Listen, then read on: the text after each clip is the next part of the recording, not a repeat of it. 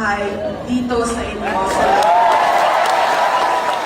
Para naman sa susunod na fiesta pwede din kayong kumuha ng pansit, lechon, mahalugog.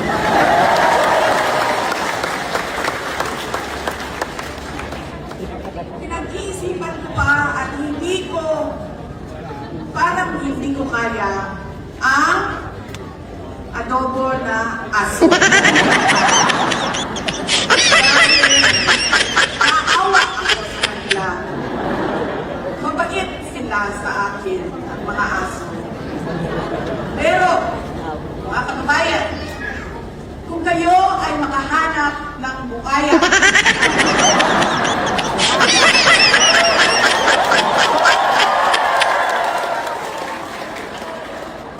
dito sa Cordillera, ay marami kami sa Davao City na marunong mag-lechon.